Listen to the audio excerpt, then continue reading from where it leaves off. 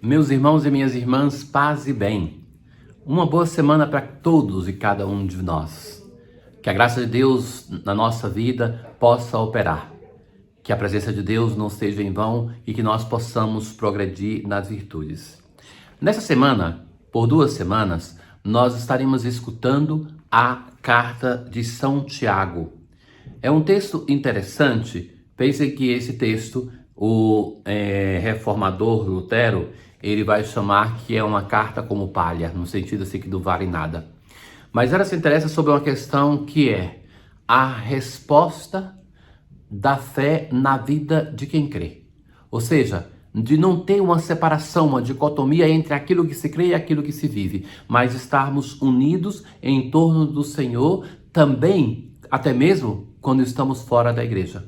Então, é como um livro sapiencial, mais do que uma carta, que vai enfrentando esses temas assim, que vai nos dar a possibilidade de conselhos muito concretos, muito palpáveis. Alguns temas são muito próprios dessa carta, como, por exemplo, o valor da palavra de Deus, ou então também a relação com os pobres, a relação com a pobreza, o sentido ou a ausência de sentido da busca da riqueza da própria vida.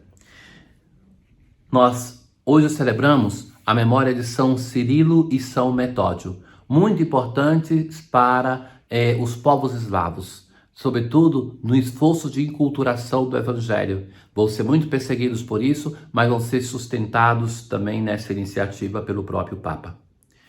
Hoje a primeira leitura, Tiago se apresenta. Quem é esse Tiago? Esta carta é alguém que escreve atribuindo ao apóstolo Tiago Menor, aquele que é chamado irmão de Jesus. Então, é um texto que ele é escrito entre o ano 80 e 100, naturalmente, depois de Cristo.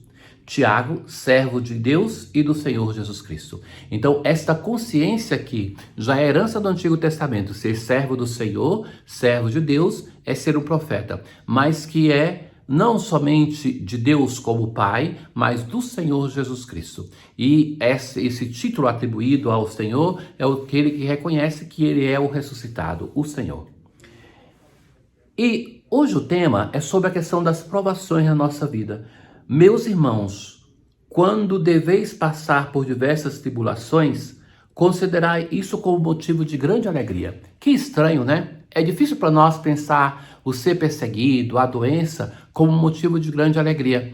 Nós fazemos um caminho de fé que, em geral, é o contrário. Nós queremos comodidade. E o apóstolo começa mudando isso. Caríssimos, se o apóstolo está dizendo isso, buscamos considerar que somos nós que estamos equivocados no nosso modo de pensar. Eu já falei para vocês alguma vez sobre um texto de São Francisco, que é a carta ao ministro, que ele começa dizendo assim: considera tudo aquilo que dificulta o seu serviço a Deus como uma graça. Nós estamos acostumados a pensar que a graça, e isso nós rezamos e pedimos, é somente aquilo que é cômodo para a nossa vida. O apóstolo está dizendo, não, as provações devem ser um motivo de grande alegria. Porque elas, vividas na fé, ela produz em nós a perseverança. É como um filho, sabe? O filho mimado que tem tudo, e isso é assim um modo muitas vezes dos pais destruírem os filhos, é isso, dar tudo para eles. Ele não cria força, não cria vigor, não cria músculo na sua relação com os seus problemas futuros. Vai ser sempre a criancinha dependente. Então, o apóstolo vai dizer que a aprovação vivida com a fé, ela produz fruto na perseverança, para sermos perfeitos e íntegros. Se a alguém de vós falta sabedoria, peça a Deus. Nós vivemos já nesses dias, nós lemos a história de Salomão, então esse pedido de Salomão para que o Senhor dê a ele sabedoria. Alguém falta sabedoria? Peça a Deus. Peça com fé, sem duvidar, que o Senhor, como deu a Salomão, vai dar sabedoria para cada um de nós, para que nós possamos operar bem para a obra de Deus, para termos discernimento. Veja que os temas dessa carta são assim, como um livro sapiencial que vai dando conselhos, muitas vezes que são sequenciais e desconexos, e que continua. O irmão humilde aqui trata do tema da riqueza e da pobreza. Pode ufanar-se de sua exaltação, mas o rico deve gloriar-se de sua humilhação.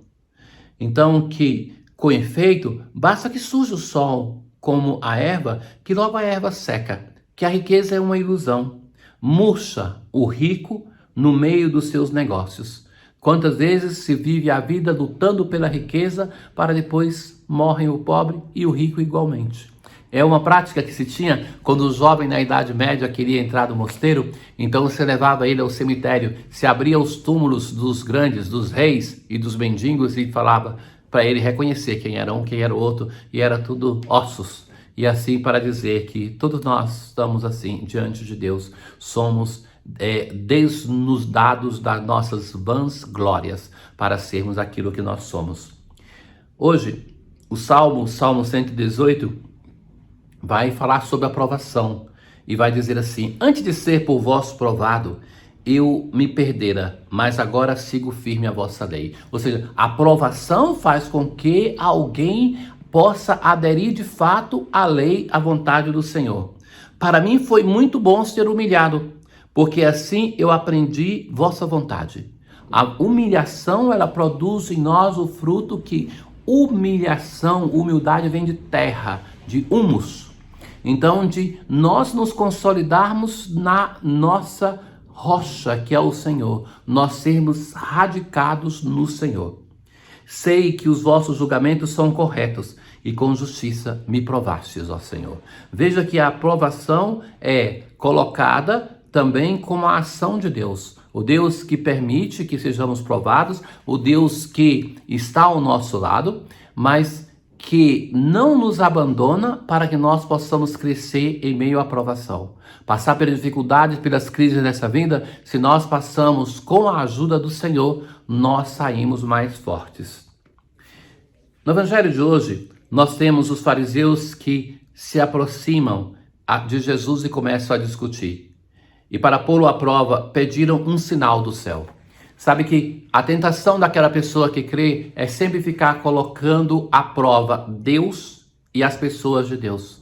Pedir provas, pedir sinal, se Deus me ama, se é vontade de Deus. E nós dispensamos, existe uma tendência epocal e ter juízo da própria época é muito difícil, porque nós estamos imersos nela e nós não percebemos quais são as falhas da nossa própria época. Então, muitas vezes nós temos desvalorizado aqueles canais normais através dos quais Deus fala com o seu povo. Por exemplo, pensam como nós, mesma igreja, desvalorizamos hoje a autoridade. Então, se o Papa diz alguma coisa, mas será que é assim?